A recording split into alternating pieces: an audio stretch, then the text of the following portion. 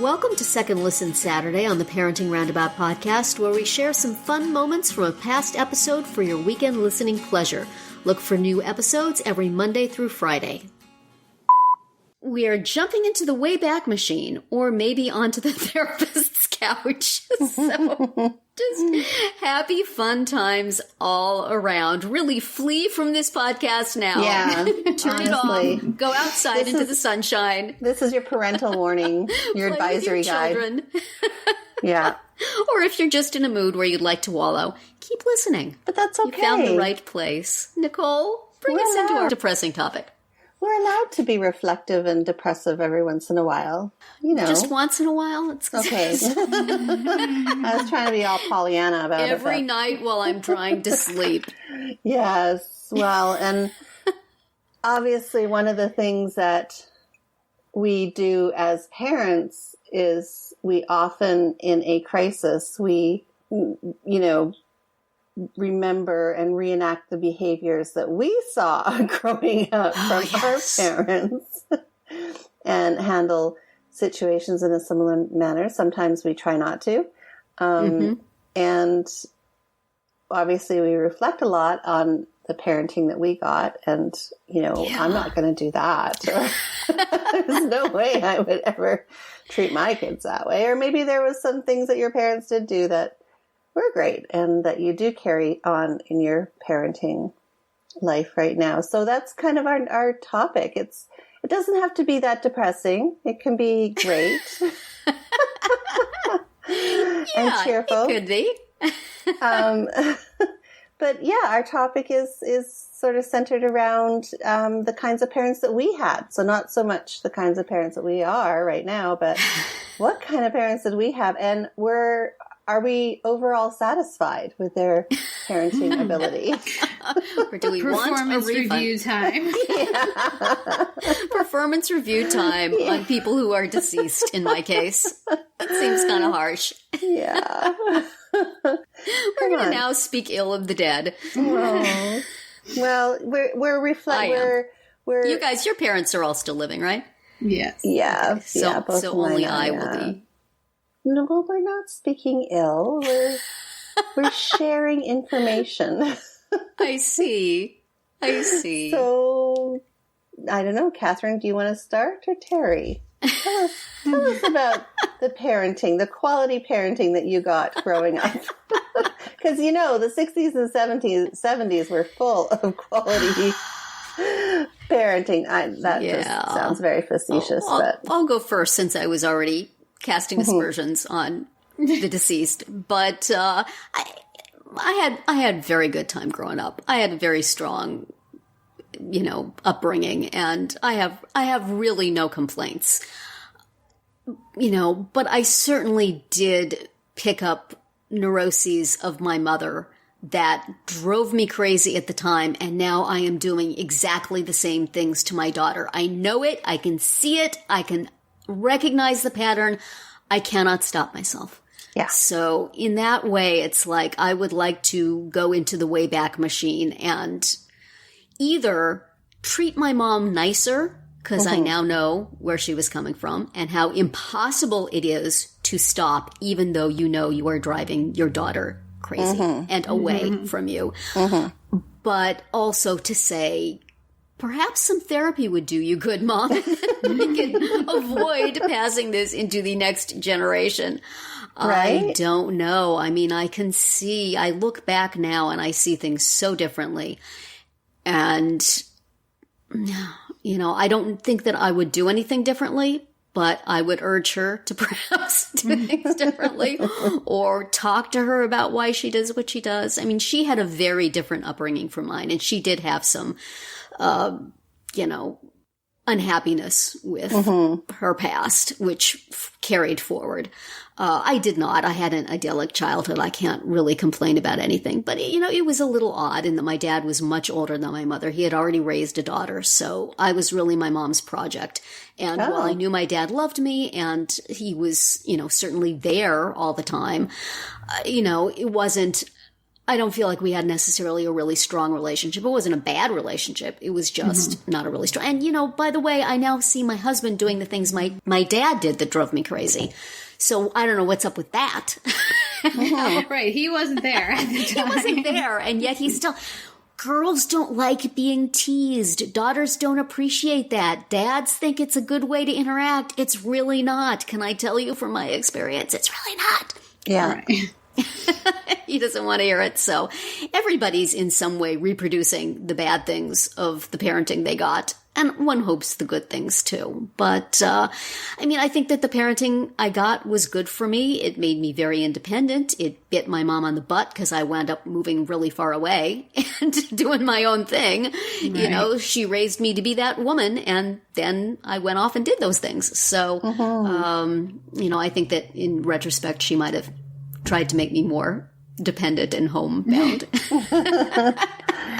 So maybe she didn't give me the parenting. But that probably would have had the effect of driving you away. What she did drove me away in a positive, right. I could do anything. I can go anywhere. And also, as we've discussed, I see myself doing things with my daughter now that I hated when they were done to me, but I had the wherewithal to go away.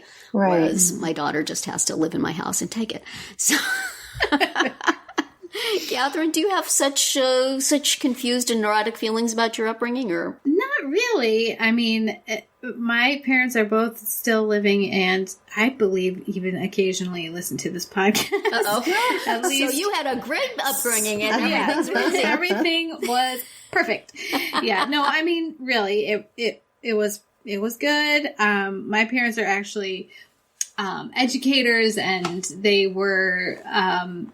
Professors of education, in my mom's case, early childhood education. So, they would, you'd think they would know from both book learning and doing their, raising their family, that they kind of knew what they were doing. That also meant that because my mom worked, because both my parents were working, we often had babysitters and caregivers, but usually they were like students and grad students in education. So that's a pretty good, pretty good qualification. Right? So yeah, we always, I always appreciated that, we did have those good other people in our lives in addition to our parents. I never felt like, oh, my parents are never around. We always have babysitters. Like, we always really, really liked the people that were helping my parents care for us. So they were good. They were good peeps. So we were lucky that way. And some of them our family's still in touch with. So, So, I sort of like Terry. I can't think of complaints or, and maybe I'm just not introspective enough, or maybe I need some therapy to find the things that I'm doing that I shouldn't be doing. I don't know. That's funny. I don't remember how this topic came up in the midst of some other discussion where we said, oh, we should write that down. Like, did you get the parenting you needed? And I don't remember how that came, what the context was. Oh, that was just me throwing that out there. Clearly, I had... I'm guessing you have some issues, Nicole. A different experience. No, my parents were great providers, and they gave us lots of life experience. Somewhere along the way, my mom missed a few memos on raising teen girls. Because she herself was raised on a very isolated farm in the middle of Australia and had a twin. So she never really, they went out once in a while to dances, but she didn't really have that whole peer experience. Mm-hmm. And then she was also sent to a Catholic boarding school for part of her life.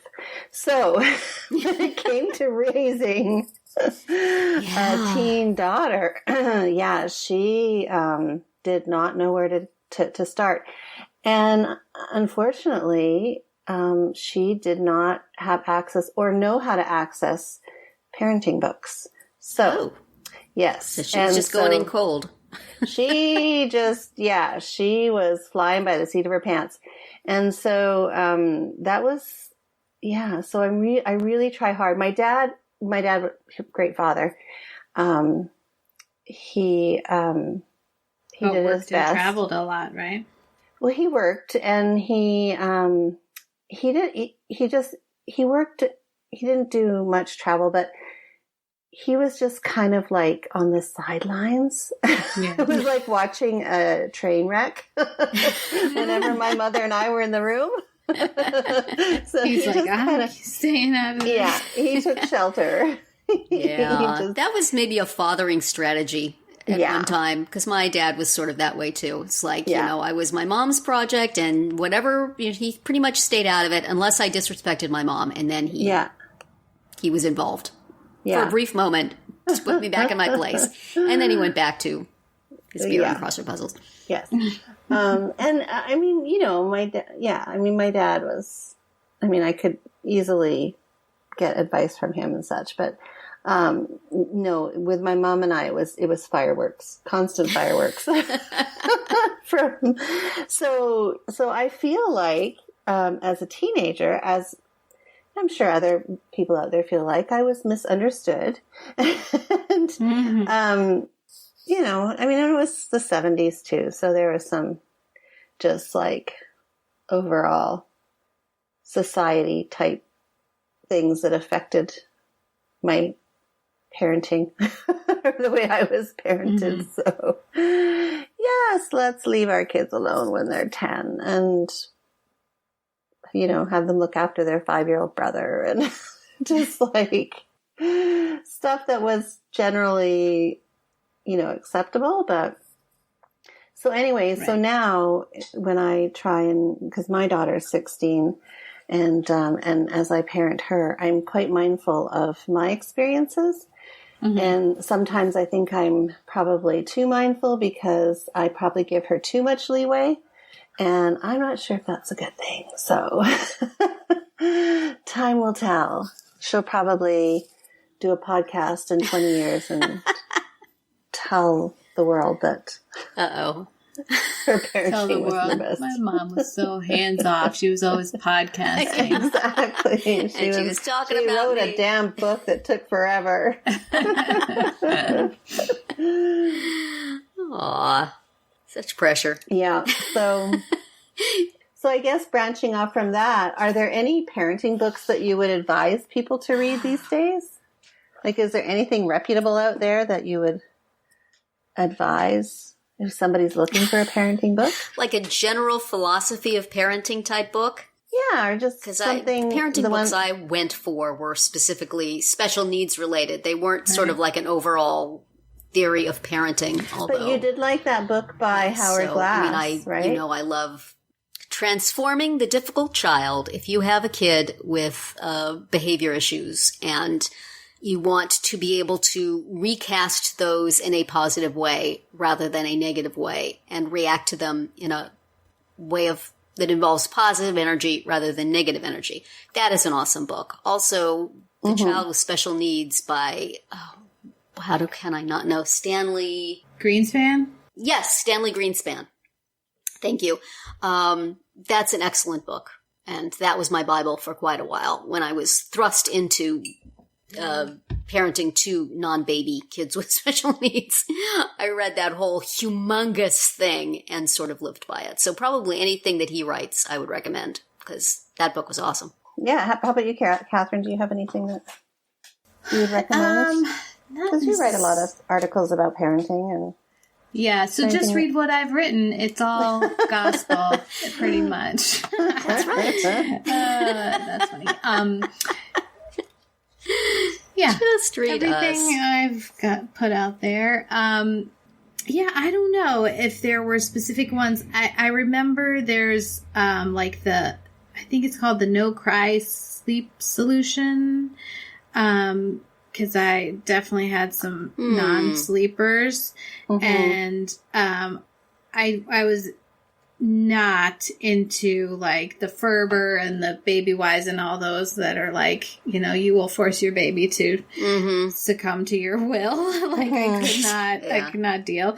But I think the no cry sleep solution it felt much more reasonable to me. So I remember reading that one and feeling like it was helping a little bit. So yeah. You know, when I worked at Scholastic, there were some experts there that I worked with, and I appreciated them a lot. And I can probably find some of their stuff at scholastic.com, because, you know, that's when I had babies and small children, and these were people who were experts in that. One was a child psychologist. Adele Brodkin was her name, and she always had good advice. And you know, since I knew her personally, I felt like, you know, I just knew her as a person in addition to just this expert out in the world. Right. So I felt like I could trust her and I could buy what she was saying. So she was a lot of fun to work with. And she was also instrumental in getting the really awesome maternity leave that I got to have at Scholastic.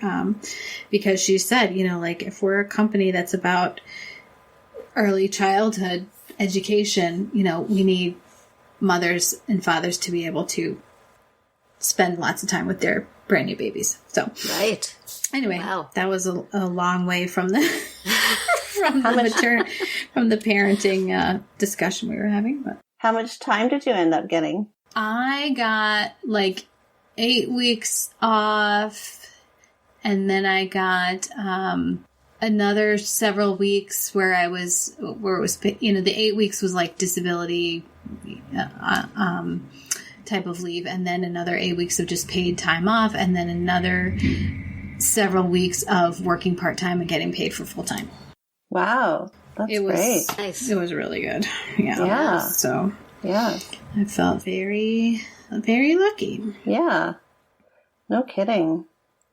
Well, I just have told my kids, you know, if you feel like you need therapy down the road because of something I did as a parent, I'll pay for it. So if my kids did not get the parenting that they needed, I will fully subsidize their...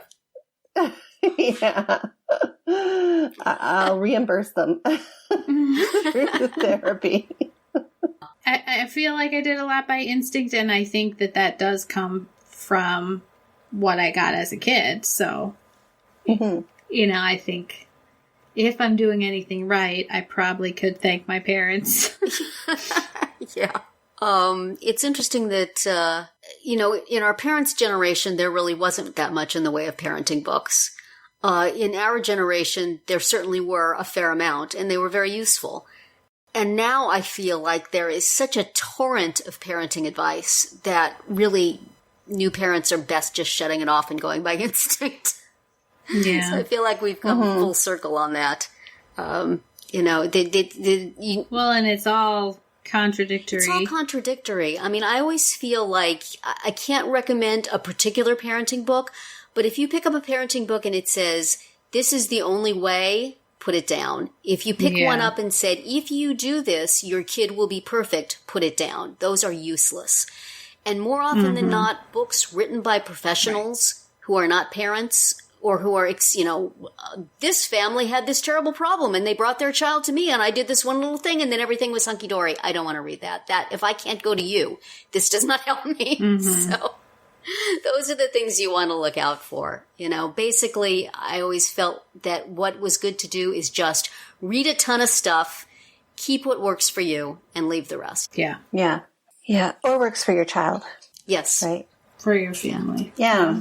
Definitely. Yeah. I don't know. I guess, and I don't even remember, like, I'm not even sure my mother even talked to her friends about parenting. That's the other thing too. Mm-hmm. I feel like we do a lot more talking about it with one another and figuring out what one another is doing, and like often judging them and saying, no, I'm never going to do that. But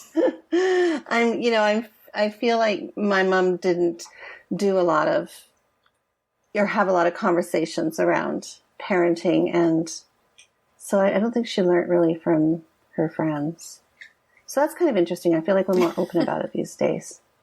So, there's kind of like this natural check on our behavior, right? Mm-hmm. Like, because if you're at the playground and you're like, well, okay, I spanked my kid, of course you're going to have all these moms glaring at you. And you think, okay, well, maybe I shouldn't spank them. Right? Mm-hmm. So I feel like, moms are more outwardly sharing. Yeah. Used to just be the playground or church or something like that, and now it's all of social media. So, and the response has gotten much more strong and wide and immediate.